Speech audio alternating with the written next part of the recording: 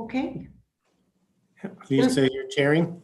Yes, thank you, Mayor Borelman. Just a reminder to the rest of the Finance Committee and the public that the CAO is a member of the Finance Committee, and as circumstance dictate, I can chair, and Mayor Borelman and I have discussed that I will chair today. So I will call the meeting to order and ask for approval of the agenda. Are there any additions to the agenda? Okay, seeing none, I'll move that it be approved as presented. Those in favor? Okay, that's carried. And then I will move to the minutes of the November 19th, 2020 Finance Committee meeting, which have been included in your package. Are there any errors or omissions? Okay, seeing none, I'll move that the minutes be adopted as presented. Those in favor? That's carried unanimously as well. And then we will move into staff reports. And the first one is a pre-audit meeting with our auditors. So we have Calvin Scott with us here, and I will just hand it over to you, Mr. Scott. Thanks for having me. Hi, Calvin. How is everybody? You know. Absolutely. It's sad. It's sad these times. It's nice to see you guys and visit. It's unfortunate that we have to do it this way. Yeah, well, thank goodness for Zoom, though, as we couldn't have done most of what we've been doing the last 10 months without it. Oh, absolutely. But it is great to see you and have you back in your favorite place, talking to Council of the Town of Canmore, to the Finance Committee. Yes. So take it away. Not a lot for me to say. We don't have any significant changes by any means to the audit plan. We'll be coming out. We have planned to have someone come out in January, so it's all going to depend on what regulations allow us to do. I have a couple people plan to come out to the area and do a few days of testing, maybe jump on some skiing while they're there.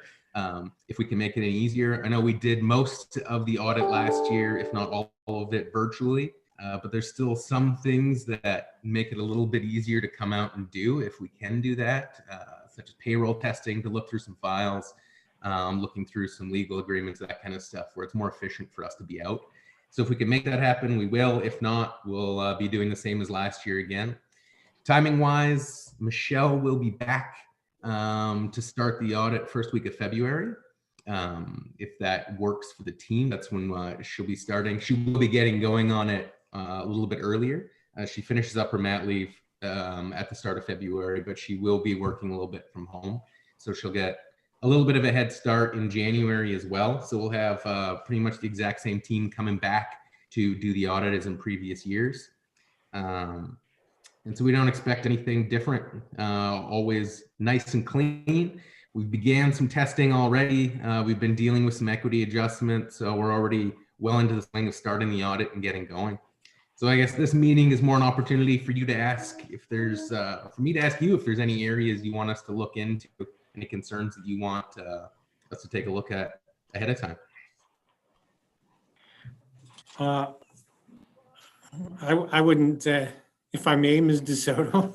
Yes, sorry, I just realized I was muted, and I did want the Finance Committee to be aware that you can move the discussion in camera should you wish to speak to Mr. Scott about anything specific around administration. Yeah. Absolutely. Yeah, I think, well, I won't have a lot of questions myself, and we can move in camera in a bit just for that purpose. But I think you've already identified the situation, or I guess any curiosity I have is around the additional constraints in doing your work under these COVID conditions and the more difficult. It's just not as easy nothing's as easy as it used to be. And I would suppose that during your audit, you'll be paying fairly close attention to the details of all of the various changes that have happened this past year through different budget amendments and COVID funding coming in, and I mean, it's going to be, I would expect this to be a fairly complex audit because of the number of out of ordinary situations that have occurred. What are your thoughts? The complexity, I think there'll be some different transactions for sure. When it comes to the complexity of it, I think we'll still be able to, I don't necessarily think it'll be complex from an audit perspective as far as looking at those, doing the audit work necessarily from our perspective. And I'm sure that they were handled correctly on your side. So generally, if any of those things happen, your management's speaking to us as they're making those adjusting journal entries, making sure that they're putting stuff in the right place. So generally, we're well aware of all the transactions that have occurred, how they're booked all ahead of time. So in the audit perspective, I'm not overly concerned about ensuring that those are handled properly, because I believe they already have been. So we're good from that perspective. But it definitely will be different transactions than in previous years and a lot of changes. Yeah, I have every confidence that, and I'm certain that administration and finance department have been managing the fluctuating financial situation very well. And it's good to know that from the auditor's perspective, it shouldn't present any difficulties that you couldn't manage pretty easily. Yeah, and I think what we noticed with last year having more remote auditing going on is it puts a bigger strain on your team time-wise to be able to scan all of those documents, where generally we'd be there to be able to look at it and take samples. So we're trying to hope to have somebody out there to be able to reduce that time and strain on your team. Great, that's good to hear. Thanks very much. That's all I have at this time, Ms. DeSoto. Are there any other questions from council of Mr. Scott? Would council like to move in camera, or finance committee like to move in camera? We can provide that opportunity. Mayor Bordelman, would you like to make that motion to move in camera then? Or would you like me? I have it here on my screen. Yeah, I mean, I don't have anything specifically to raise in camera, but I think it would provide all of councillor. There may be somebody on council that has something they want to ask in camera. So let's do that if you want to put the motion forward. Sure. Okay, I will move that the finance committee take the meeting in camera to prevent disclosure of personnel evaluations in accordance with section 17(4)(f) of the Freedom of Information and Protection of Privacy Act. And I'll put that motion on the floor. Those in support? All right, then we can move in camera. And I will not be joining you. That's good.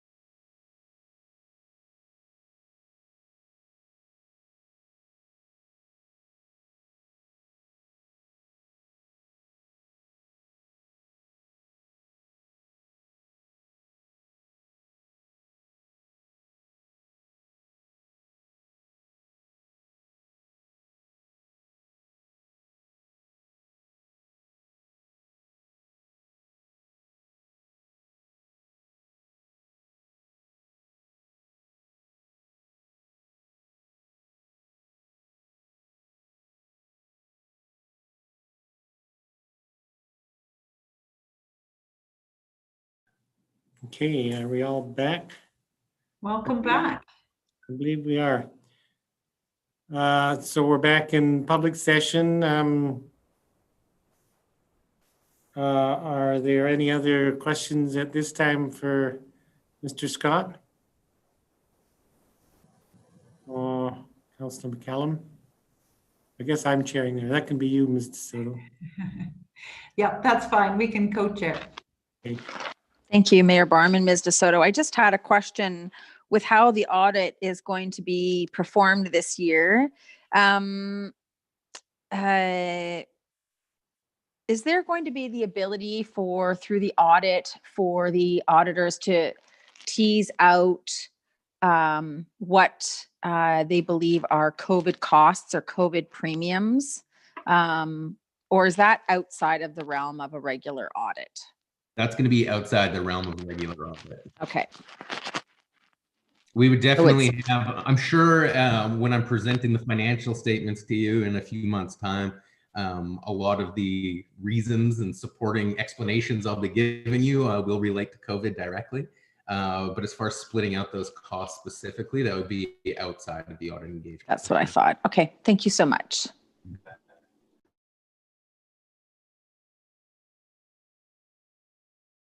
Okay, shall I jump in now? Thank you. Councilor Sanford has her hand Oh, up. sorry, Councilor Sanford.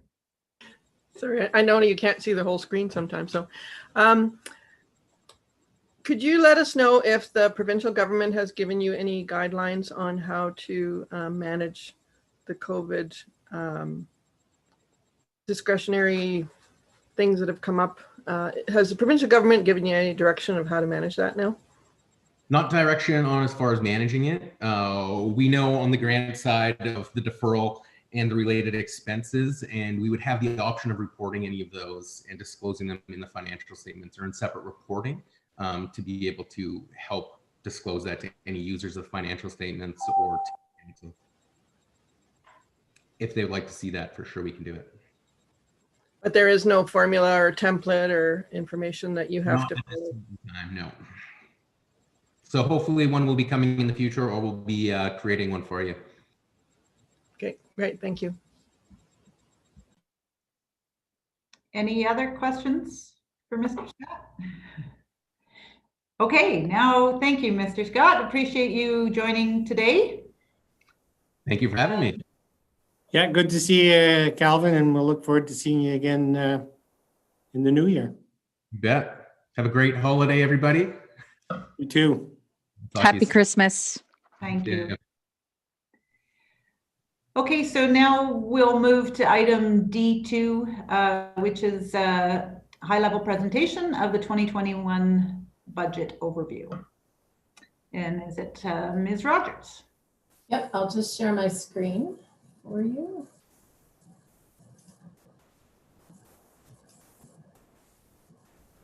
And can you see, what can you see? Yes, we Just got the it. presentation.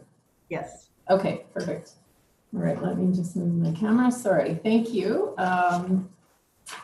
Mayor and members of the Finance Committee today. I am going to give a high-level overview of where we're at with the budget, and then we'll have an opportunity for some discussion. We're not asking for any decisions today, just to give you a bit of an update.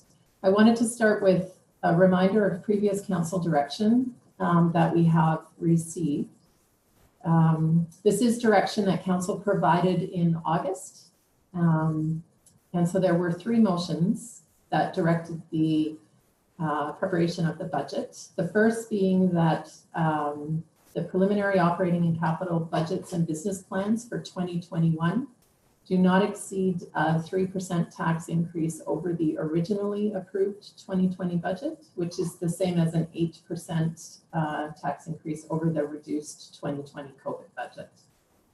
Council further directed administration to prepare preliminary operating budget plans for 2022 and 2023 that do not exceed a 5% tax increase in each of those years. And finally, that council directed administration to incorporate COVID costs in a contingency outside of the 2021 budget. So we've prepared some preliminary impacts of some of the known budget pressures that we have identified. And I will ask my team to jump in if I miss something or if you want to correct something that I say here. So again, just as a reminder, this is an incomplete picture at this time, but is a high-level overview of some of those items that we know will have impact and have been included. I'll also review for you how we've addressed Council's strategic priorities. And then there are a couple of items that are not included in that budget that we wanted to draw your attention to. So the first is a section of some uncontrollable impacts. And we have some changes to our revenue sources. Some help us and some have a negative impact. So the first area to talk about is growth. And as in previous years, our planning department does an analysis of building permit activity, and our assessor also evaluates the impact of previous building permits on actual assessed value. And the estimate that we have in additional taxes related to growth is $400,000 for 2021. And again, that helps us, that offsets the tax draw that we will have. We do believe it's still to be a fair estimate, even in this time of COVID, building permit activity has continued. The next area is an increase in revenues that we're seeing, and that really is across the board. That's a combination of increases in development permits, some fine revenue that's increased, some revenue in the Memorial Bench program, and some internal transfers. And that impact is $885,000, again, offsetting taxes. So that's to the good. The biggest impact on revenue really is because of COVID, and that is recreation revenue, facility rentals, and leases, all of which are expected to have a significant decrease as we continue in this COVID world. We're currently estimating that impact to be $1.5 million, and that is a reduction in revenue. To address that COVID impact on this decrease in recreation revenues, administration will be proposing a draw from the tax stabilization reserve to help address that. And we're currently proposing $1.1 million. Next area to review is third-party costs. And again, these are largely uncontrollable. First item is an increase in our RCMP contract. This is the impact of newly negotiated rates of pay across the country for RCMP officers, and also some equipment costs that need to be captured.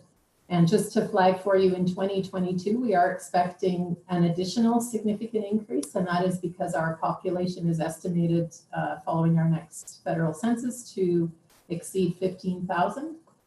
And then our share of that contract, our cost share goes up from 75% to 90%.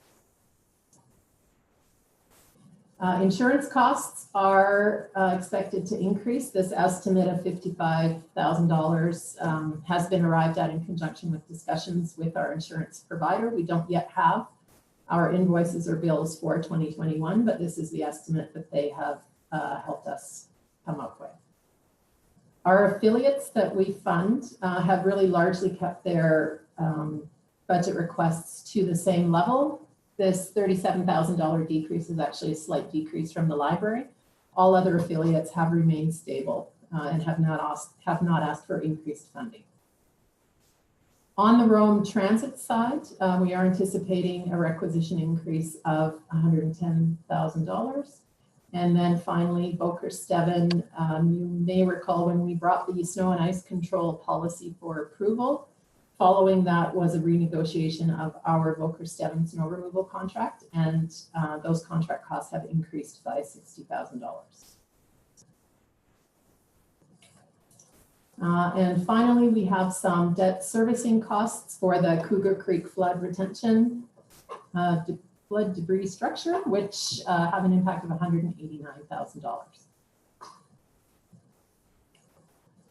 Okay, then moving on. Sorry, I have a question. Could you just remind us all how much 1%, so what Sure, yes, 1% tax increase is $248,000. Thank you. Thanks for that. Yes, Mayor Borman. You might be talking about this later in the presentation, but just a thought came to my mind around requisitions, and maybe you don't know this. Are we expecting an increased requisition from BVRH this year? I see Councillor McCallum saying yes. Do we know what that is, or is it too early? No, don't know. Okay, thank you. Thank you. I have sent preliminary information to the manager of finance, and that was probably 6 weeks ago. We still haven't approved our budget, but just some preliminary information, and that's been provided to finance already. And if you want to ask me the number, I couldn't tell you off the top of my head. I'm sorry, but I could find that out again. Yeah, no, just curious. We'll find Yes. out. Thanks. But just for clarity, that increase would sit outside of our tax supported budget, which is different than Rome and different than all of our other affiliates, which sit sort of inside our tax requirement, right? Yes, yeah. Okay, moving on, we have a number of status quo items, and we call them status quo because they're a starting point, and they're the starting point of where we incorporate all of the policy direction that we have, and then decisions can be made by finance committee or council from there. But the starting point is to include all of your policy direction, and again, then have the opportunity to adjust that as we move through the budget process. So we have included cost of living adjustments for our staff. That is policy driven and based on 1.3% cost of living adjustment for the CPI figure from Calgary. And the impact of that is $211,000. And then further, we have included payroll slippage amount of $700,000. And I'll just remind Finance Committee, that really is the adjustment to payroll costs of vacant positions as we recruit. Positions sometimes are vacant before the new incumbent starts with the town, or sometimes the person coming in is at a lower rate of pay than the person leaving. All of that, those changes typically result in less expense on the payroll side, and we're estimating that to be $700,000 for 2021. Moving on to reserves. Again, this is the starting point, and at this starting point, we have included transfers to reserves as identified in our long-term financial strategy and our reserves policy. And this level of reserves is required to fund the town's capital plan. Further, I would bring to council's attention just a reminder that in April, when we revised the 2020 budget, council provided direction to remove $1.225 million from the 2020 budget, and that was achieved by reducing the transfer to reserves and providing a corresponding cancellation of capital projects. This $2.251 million includes reinstating that amount of money that was taken out in this year's budget. The long-term financial strategy further identifies that we add $200,000 to our annual contribution to the asset rehab and replacement reserve, and an additional $50,000 to the flood mitigation reserve, so that we're funding rehab and repair and replacement for those assets. Just important to note that any reductions in transfers to reserves need to have a corresponding cancellation of capital projects. And that will be a discussion that we have in early January. Again, the bulk of the capital projects that we'll bring to you in January are asset rehabilitation and replacement related. There's very little new in that capital budget, so just really setting that stage. The other item of note is that this level of reserve transfer just funds the capital plan that we will be bringing. It doesn't actually allow us to start to save for future expenses. So we're really holding steady, and it's needing to expand on rehab and replacement, what we're putting into those funds. Okay. Oops, sorry, I have one other item. Franchise fees are included in this transfer to reserves as well. And we will be bringing for you in January a franchise fee allocation proposal so that you can provide your input on how we're proposing to distribute those funds. So there's obviously, again, a great bit of detail that we haven't discussed. We're just really providing this high level overview. This preliminary starting point, all of these ins and outs, do get us to council's direction of that 8% increase over the amended 2020 budget, or the 3% increase over the originally approved budget. But there's still a whole lot of work happening behind the scenes that we'll be bringing forward to you in January. I just wanted to walk through quickly how we've incorporated council's priorities into our initial and preliminary budgets. On the community priority, the direction was to proceed with the near carbon neutral construction plan for a new fire hall. And there are 2 capital projects that have been included in this preliminary budget, one to fund the enabling works and the other to fund construction of a new fire hall, including costs related to near carbon neutral construction. On the livability side, council had prioritized the safety of the community during COVID-19 by increasing maintenance and accessibility of outdoor amenity space. Costs related to the increased maintenance and accessibility of outdoor spaces will be included in the COVID contingency costs. And we'll circle back to this at the end of the presentation, just as Ms. DeSoto had outlined in our special council meeting just a few minutes ago, wanting to check in with council on where you're at with this priority, given the new direction of the province this week. On the economy side, leading a community conversation on the sustainable vision for tourism in Canmore was your priority. That task force has been established, and $80,000 capital project was approved to fund task force work. For transportation, council directed that we explore intercept parking opportunities and implement paid parking to fund fare-free local transit services and manage congestion. There's a couple of items included in the budget relating to this priority. One is that the bylaw budget includes 2 seasonal bylaw officers to manage enforcement. Sorry, I just noticed a spelling mistake there. The Quarry Lake paid parking proposal is currently gathering public input on mycanmore.ca. We've got a survey out, and that will be coming forward to council early in 2021. And then paid parking for the downtown core is also included. Then finally, on the environmental sustainability side, council's priority was to reduce our community impact on climate change by implementing a commercial organics diversion program. So there are 2 action items there, one being to implement commercial organics, and the other is to add the sustainability, it's actually our climate action position as a full-time position.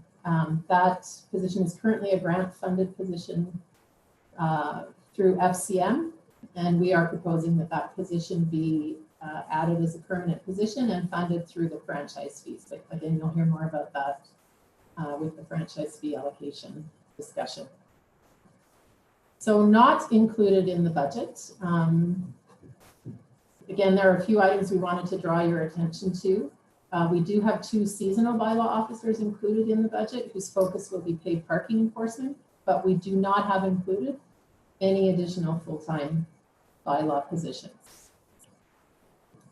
The next item that's not included is 2 planning positions that have been on term funded through a transfer from reserves for the last few years.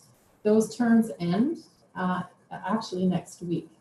And so we just wanted to remind council that those 2 positions were term positions and have ended.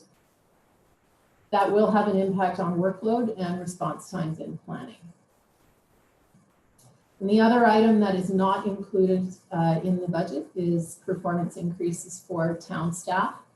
We greatly value the town staff and really appreciate the work that they've done throughout this whole pandemic.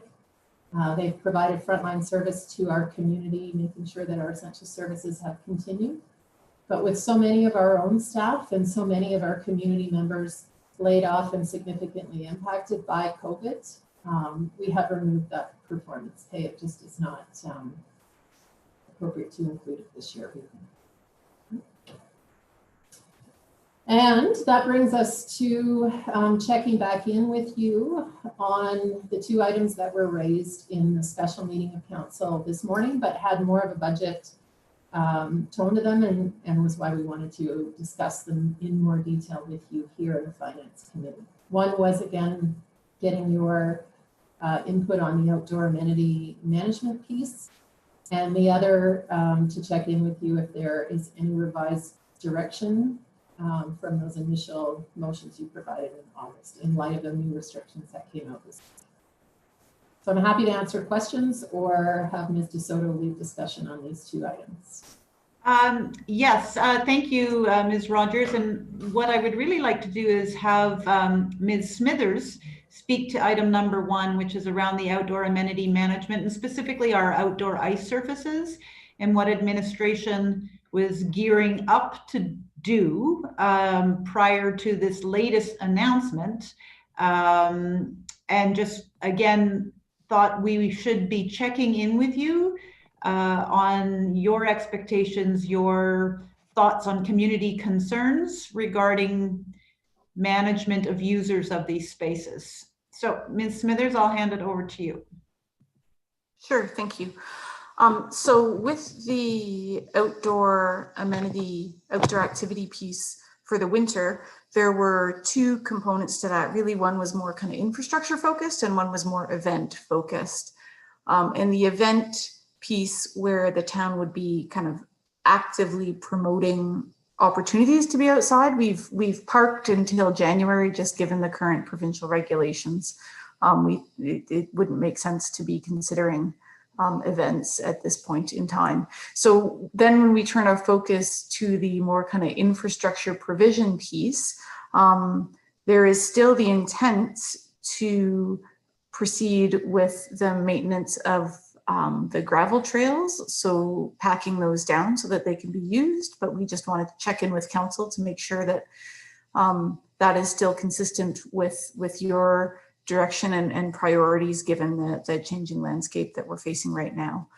The other piece was around outdoor ice surfaces, which the province, as Ms. DeSoto has referenced, is still encouraging. They're encouraging opportunities for people to be active outside. I think that the nuance for the town is what the provincial expectations would be around management of those outdoor ice surfaces. So in working with Public Works, we've put together a bit of an approach that I think can set us up to move forward while we wait for the province to provide us with more information around what they expect for management of those facilities. And what we're recommending is that our staff will prioritize the development of the passive ice surfaces at the town. So those would be the rinks. I just want to get this right, so give me one moment to scroll up.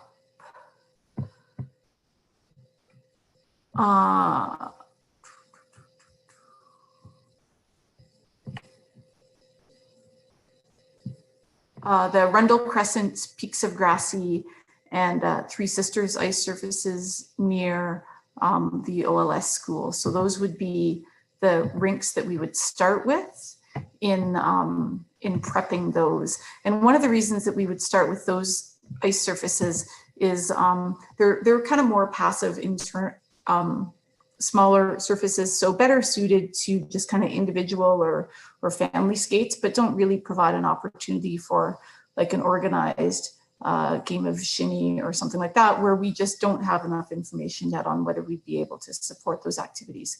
So the first step will be prioritizing the development of those 3 passive ice surfaces, the non-boarded ones that are less likely to be used for the informal organized activities. And then at the same time, we will start to work on building up those boarded ice surfaces, but not yet focusing on making those surfaces skatable. So what we would see is the boards at those rinks continuing to be locked. We keep signs up saying that the ice making is underway, and we wouldn't shave the ice or flood it until we have clearer provincial direction. So those surfaces would be very hard to skate on. I think one of the challenges that we have faced in trying to figure out how to provide these outdoor activities and respect the provincial guidance is the ice surfaces can take a while to build up. So if we just hit pause until we get that guidance, it might be actually too late to action anything. So we've come up with this approach to focus on those passive ice surfaces, continue to prepare the boarded ice surfaces with the expectation that we will get some guidance around how to manage them. If it turns out when we get that guidance that we can't manage those surfaces in terms of either the number of people that can be on them or preventing those informal hockey games, we would just have to look at just not opening them and keeping them locked and not shaving or flooding them. So that's our approach. And then also just for interest's sake, I'll let you know, Mr. Camo confirmed for me yesterday that the pond currently only has 3 inches of ice on it. They need to get to 12 inches of ice before it can support any of the equipment they need to put on it for flooding it. So the pond does not need our attention right now, and it's even questionable if it'll be ready for Christmas. So that's more information, but the prioritization is the passive services and then the boards and wait for provincial guidance. Thank you, Ms. Smithers. Are there questions that council has regarding that plan? Yes, Councillor McCallum. So when do we think we'll get that clarification from the provincial government?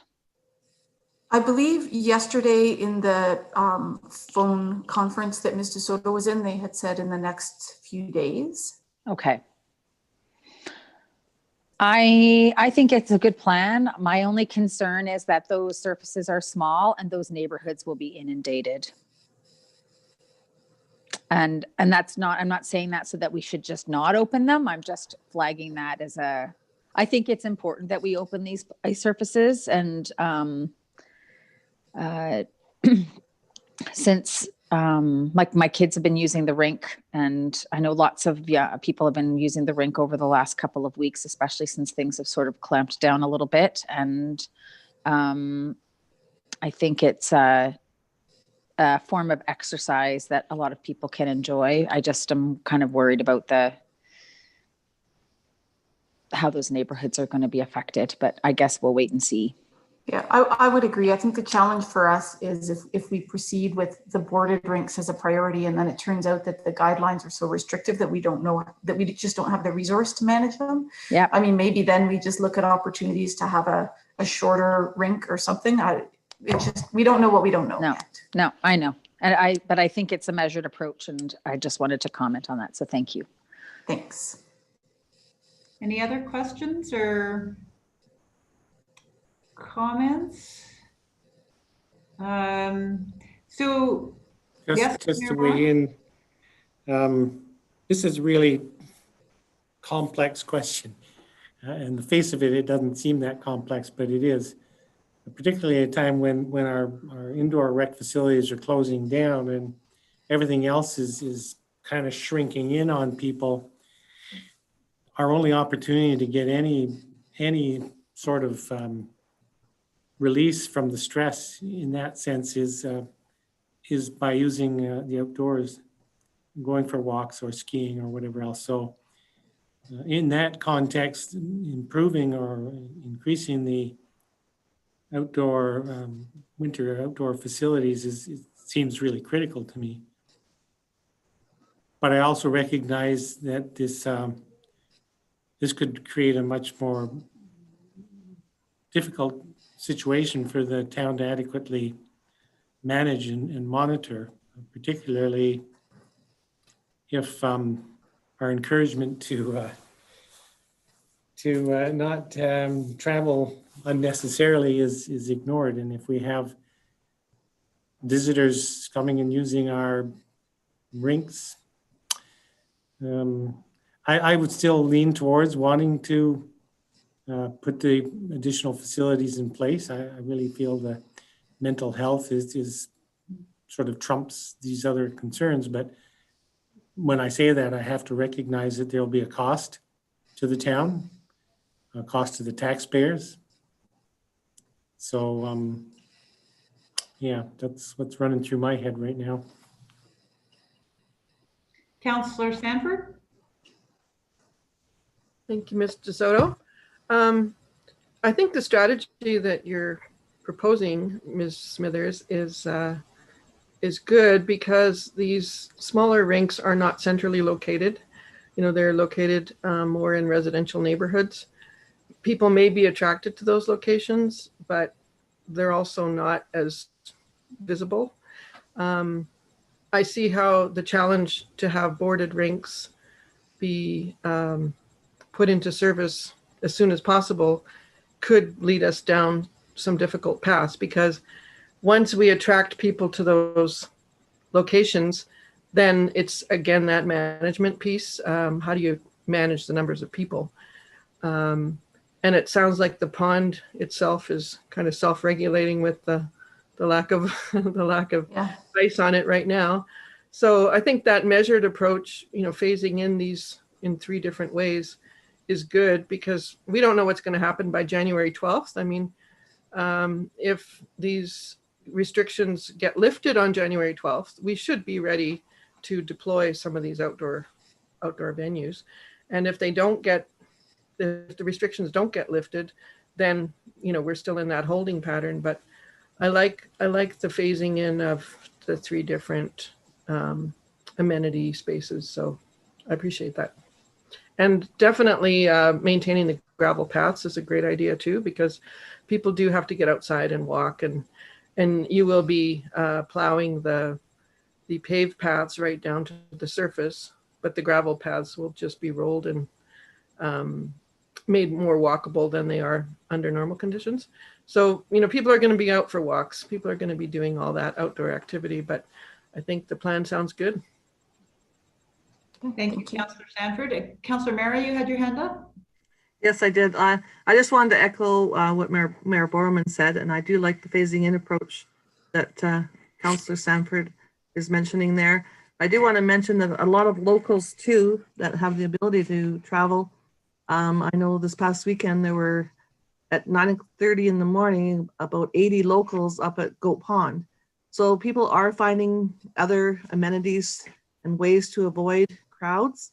So our people are creative, but the ones that have to stay in town, I'm definitely for providing that the gravel trails are maintained so that the ones can travel in the base here. So I'm for that. So I want to put that out there. Thank you. Councillor Seeley? Yeah, I'll support the conversation that I've heard. Those outdoor amenity spaces are important. But I'm just wondering about the boarded ones. Those are also very important. And if there is a way to manage that, we're waiting for some regulation. Right now, as I understand it, the number is 10. So if we did open them and control those numbers, put signage up or something like that, hoping that people would self-regulate, and some spot checking might help as well. I wouldn't want to miss the year on that though, and it sounds like if we wait too long, we might not be able to implement them at all. And I think it's very important. Yeah, and I would just add to that, the group size is 10. Arguably, you might be able to get 2 groups of 10 on that and on ice surface. Anyways, as Ms. Smithers pointed out and I pointed out earlier, there are some further guidelines going to be developed. But then there becomes a fairness and equity piece, and how do you make sure the same group of 10 don't stay on for 3 hours? Do we put a booking system in place? Do we have to put a monitor outside the gate? And I would Yeah. suggest in addition to that, there's also a resource piece. I mean, keep in mind the discussion we had earlier today in the special meeting of council. We would be severely limited in our ability to allocate staff or resourcing to any kind of monitoring or oversight. So that's another challenge that we face. And I mean, like I said earlier, a lot of it just depends on, we'll get the guidance from the province and we'll figure out what we can do with that guidance, with the resources that we have. And I think that's pretty much where we're at. Mayor Borman? Just another thought that we should be messaging really clearly, and I guess this is directed to Ms. Denage, but there often is unrealistic expectations in our community that around the maintenance of the outdoor facilities, particularly trails, given the likelihood that we'll see freezing, thawing cycles happen as we have several winters past. It's important to keep it clear that we'll be doing the best we can to maintain particularly the gravel trails, but Mother Nature will ultimately decree how treacherous those trails might be. I would hope that residents understand that, but my experience is some don't. So just a messaging challenge. Okay, are there any other questions for Ms. Smithers or myself on this one? I look to the members of the Finance Committee as to whether you think you need a motion of support. I generally heard concurrence all along. I don't think that's necessary, but if you wanted us to develop a budget or, I just don't think we have enough information. We certainly, if we have information from the province in time for Committee of the Whole next week, we can share it verbally. At this point, we don't have enough information on what it would take to resource or manage those guidelines. Yeah, I would suggest from my point of view, I don't think I've heard anything from Finance Committee today that would suggest we need to revise the guidance we already have from Council. So I'm fine with what I've heard today. Yeah, I think Council is just confirming what we've said formally in previous meetings. Okay, thank you, Ms. Smithers. Okay, thank you. The next item we were wishing to have Council weigh in on was the direction that Council provided back in August. As you know, we would typically have a budget approved by around now, and we are, because of the amended budget that we implemented mid-2020, we did not start development of the 2021 budget till several months after we would normally do so. So we are doing a lot of work to try to bring a budget to you. The high level one that Ms. Rogers shared outlined some of our uncontrollable and status quo impacts, what was in the budget and what's not in the budget currently, but that gets us to a year-over-year increase of 8% from your approved budget or 3% from the original approved plan. So we did want to check in light of these new restrictions, whether that is still your expectation for us for delivering your budget to the Finance Committee in January, or whether you're looking for, would like to give us alternate direction. So I will just open that up to the committee. Mayor Borman? So just as part of the conversation, if Council, the Finance Committee continues with this same direction that you were given earlier, then when it does, when the proposed budget is ready for Finance Committee to look at in the new year, and if it stays at that 3% increase over the original 2020 budget, there would be opportunity at that time, February or whenever it is, for Finance Committee to remove items from the budget and manage the budget to in response to what's happening on the ground between now and then. So at this time, depending on the discussion today, my preference right now is to continue with the direction as given, so that we can go into that final decision making fully informed of both the costs of moving forward with the important work that we've put on the table, and understanding what the tax impact to the individual residents would be. If we should change that direction today, when we get to that decision-making point, we won't necessarily have a full picture in mind. So, as I say, depending on the discussion I hear right now, my preference is not to give any new or additional direction from the Finance Committee at this time.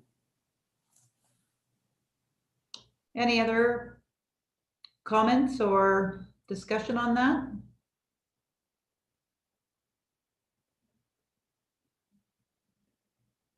Okay, I see Councillor Mara, sorry, was that your hand going up? No?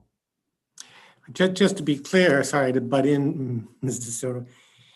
If there's a need or an appetite or a burning, if there's real importance to approve a reduced budget, we will still be able to do that when this comes forward, regardless of the direction today or previously.